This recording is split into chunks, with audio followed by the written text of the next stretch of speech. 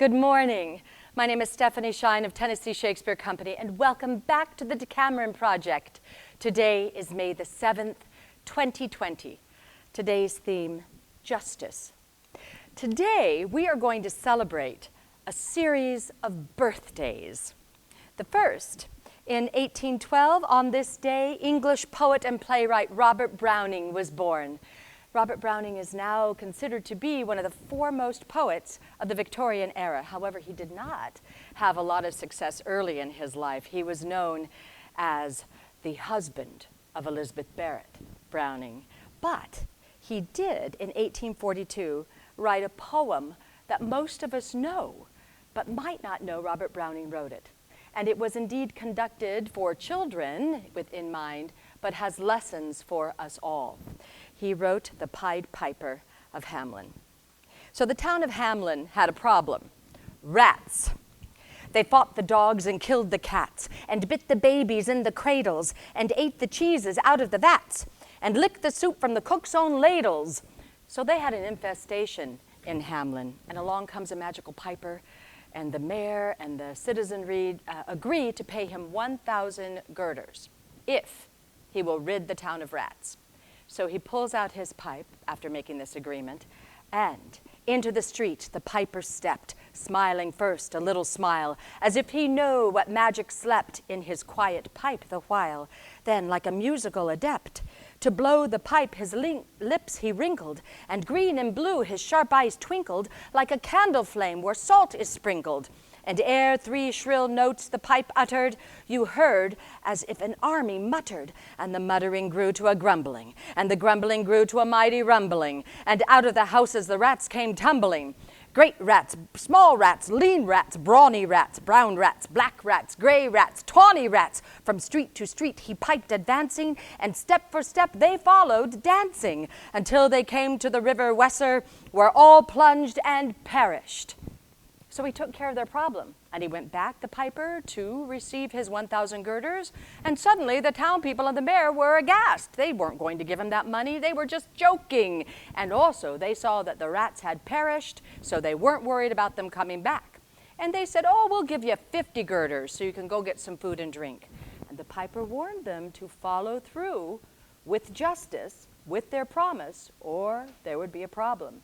And indeed there was. He blew his pipe again, and this time it was the children that came out of the homes, and they danced to the streets and followed him to a mountain which magically opened up, and they all went in, all the children of Hamelin, and then the mountain closed up behind, and they were never seen again. The final stanza of this poem reads, "So Willie, let me and you be wipers of scores out with men, especially pipers. And whether they pipe us free from rats or from mice, if we've promised them aught, let us keep our promise." And because of this poem, many of us may know the phrase, "It's time to pay the piper." We have Robert Browning to thank for that. Do know that Robert Browning also wrote for adults. And in fact, he picked up Christopher Marlowe's Gauntlet from last week, and he wrote, "Grow old along with me, the best is yet to be." His own version of a pastoral. Also, on this day, Archibald MacLeish, American poet, playwright, soldier, lawyer, Harvard professor, statesman, and gentleman farmer, was born in 1892. The winner of 3 Pulitzer Prizes, a Tony Award, and the Medal of Freedom, he championed courage and citizenship and justice and social contracts and promises, and our need to fulfill them. This is an excerpt from his long poem, America Was Promises, published in 1939. America was always promises. From the first voyage and the first ship, there were promises. The promises were spoken to the people. History was voyages toward the people. America was landfills of the people. Stars and expectations were the signals of the people. Whatever was truly built, the people built it. The people had the promises. They'd keep them. Also on this day, May 7th, in 1748, French woman of letters, Olympe de Gouges, was born. She was a French playwright and theater manager with over 40 plays to her credit. But she was also an activist during a time where it was very dangerous to be an activist.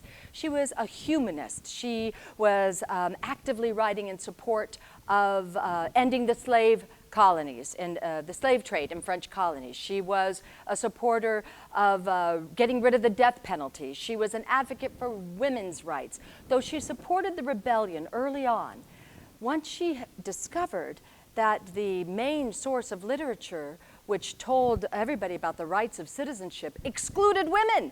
In order to be a citizen in France, you had to be male and over 25 years of age. She wrote her own declaration in response to the 1791 Declaration of the Rights of Man and of the Citizen. She wrote Declaration of the Rights of Women and the Female Citizen. As the Reign of Terror began, she spoke more adamantly against this new republic. She was arrested for sedition, for her political writings, and she was denied her legal right to counsel because the court declared that she could ably represent herself in her own writings. She was convicted of sedition and became the third woman to die at the guillotine in the Revolution, and she was also the only woman during the entire time to die for her political writings. She wrote the day before she died, and by the way, she did this all as a single mother, her husband having died shortly after the birth of their son. She wrote to her son on the eve of her execution, "I die, my dear son, a victim of my idolatry for the fatherland and for the people. Under the specious mask of republicanism, her enemies have brought me remorsefully to the scaffold." She also wrote, "As for myself, the sacrifice of a pure life will disarm the heavens." In the Declaration of the Rights of Women, she wrote and said prophetically, "A woman has the right to mount the scaffold. She must possess equally the right to mount the rostrum." The quality of mercy is not strained. It droppeth as the gentle rain from heaven upon the place beneath. It is twice blessed. It blesseth him that gives and him that takes. 'Tis mightiest in the mightiest. It becomes the throned monarch better than his crown. His scepter shows the force of temporal power, the attribute to awe and majesty, wherein doth sit the dread and fear of kings. But mercy is above his sceptered sway. It is enthroned in the hearts of kings. It is an attribute to God himself. And earthly power doth show itself like God's when mercy seasons justice. Therefore you, though justice be thy plea, consider this, that in the course of justice, none of us shall see salvation. We do pray for mercy. And that same prayer doth teach us all to render the deeds of mercy. That was Portia from Shakespeare's remarkable The Merchant of Venice. Also, on this day in 1931, my mother was born in Miami at home, the third of 5 daughters to her first-generation German-American parents. Happy birthday, Mama. As we honor mothers this weekend, I close with a few words from Archie McLeish, as he liked to be called. This was from the last interview in his life. He died just 2 weeks shy of his 90th birthday in 1982.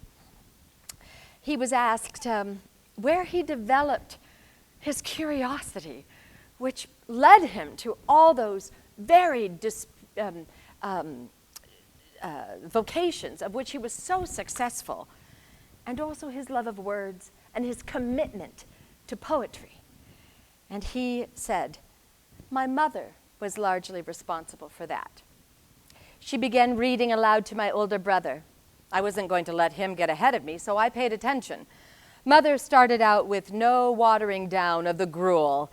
She read the Bible, stories of the Old Testament. She read practically all of Shakespeare. And believe it or not, She read a translation of the Inferno. She was easily the foremost educational influence in my life. Her insistence on reading those books that had meant most to her, regardless of the discrepancy of 30 years between herself and her children, was the greatest piece of luck ever. I've often wondered how much it had to do with my commitment to poetry. I think I have a guess. Thank you for joining me, and thank you to all mothers, and thank you to all who read aloud to children. I'm Stephanie Shine of the Decameron Project. Thank you for joining me. Goodbye.